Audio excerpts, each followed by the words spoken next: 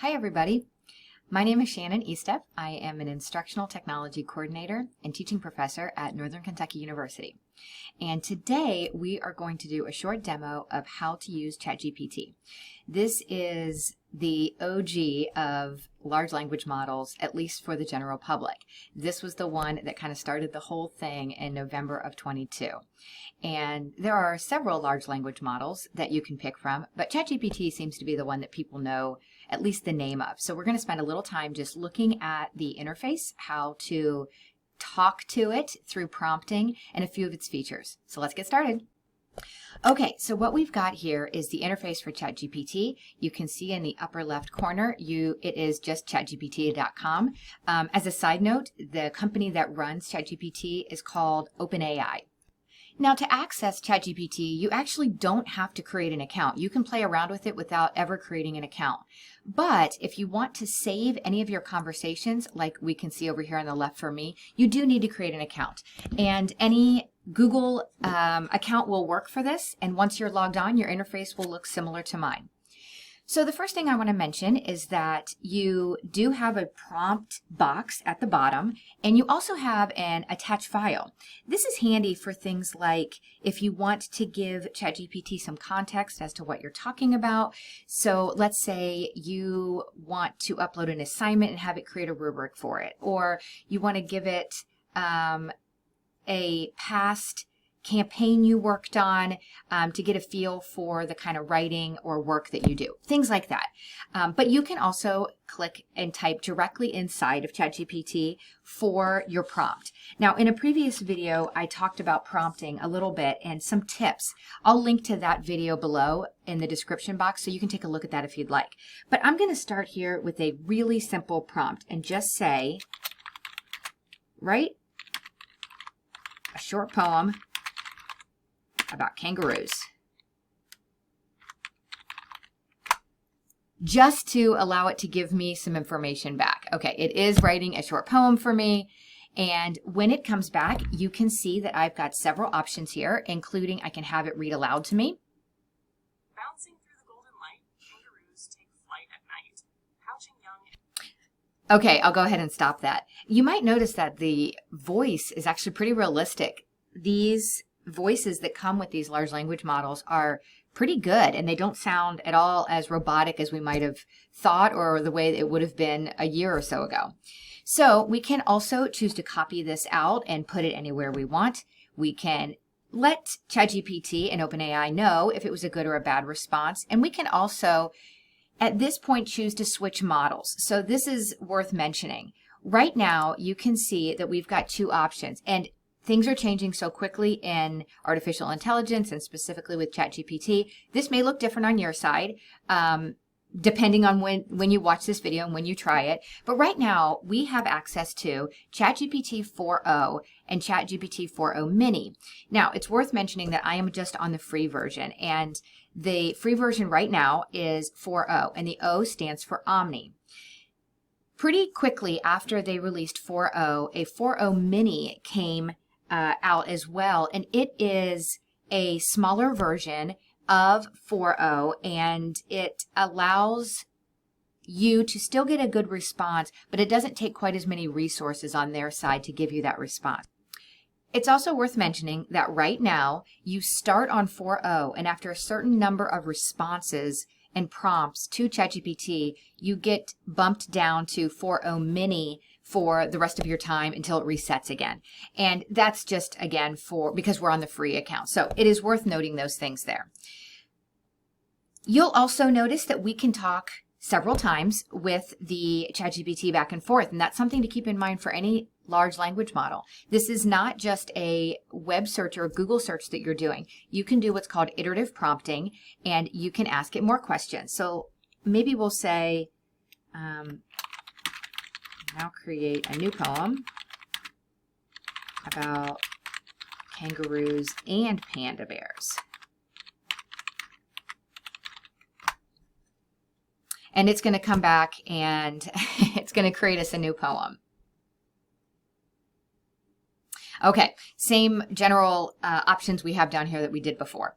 So Another thing I want to point out is how to share this conversation out.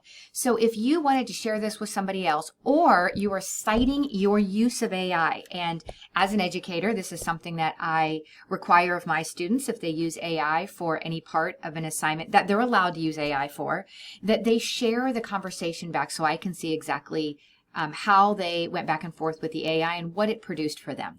In order to create that, you click in the upper right-hand corner where it says Share. It's going to have a button that says Create Link. And notice that that link has the word share in it. You always know you're getting a share link because it has the word share in it, whereas the link I have up here in my regular URL does not include that. To try to share this URL would not work for somebody outside of you, the owner of the account, because it requires that person to be logged in. So this is the share link that you would give to others. Let me go ahead and copy it, and I will get into incognito window just to show you that this does work.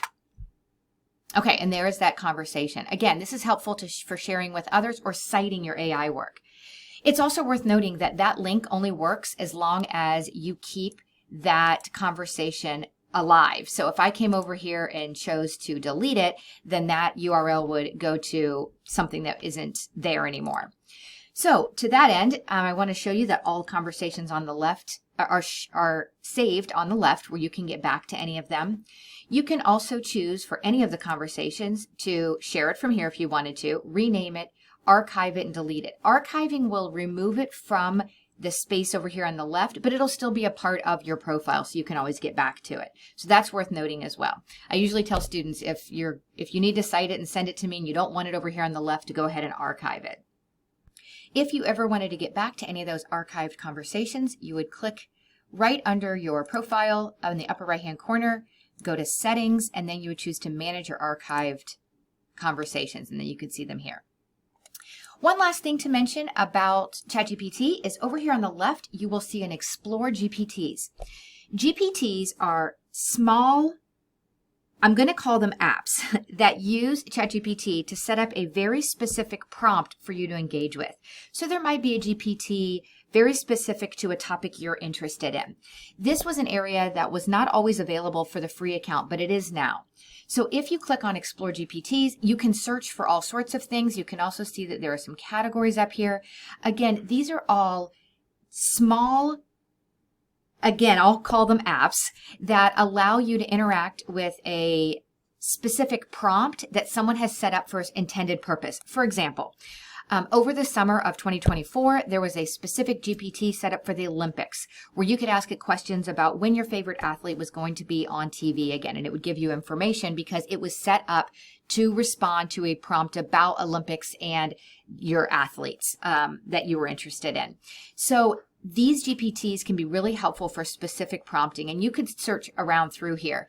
I have a couple that I've used called Prompt Engineer and Prompt Engineering that help me to set up and create really effective prompts. So you might want to take a look at one of those if that's something you're interested in. But again, you could search through here and find all sorts of GPTs specific to your interests. So in a nutshell, that's ChatGPT, how to get around some of the features and some of the things that you need to know so that you can best interact with ChatGPT. Let me end this video by just giving you my contact information again in case you want to reach out. Before I do that, I did forget to mention that ChatGPT now can create images for you.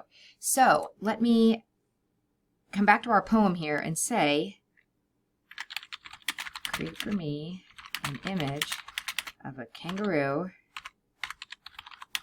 and a panda, both wearing baseball hats and sitting in the woods. Okay, let's see how it does. Okay, here is the image it created. It did what I asked it to, although I'm not sure those are baseball hats. Those are hats. From here, we can download it if we choose to. We can also give some feedback. This is not my favorite place to go and create images, but it is something that ChatGPT can do. So I thought it was worth mentioning before I end the video and go ahead and show you my contact information in case you'd like to reach out. So here is my information. I will also link this in the description box below. And I hope this was helpful as we are all continuing to learn about AI and the tools that help us to interact with artificial intelligence in the most successful way possible. Have a great day.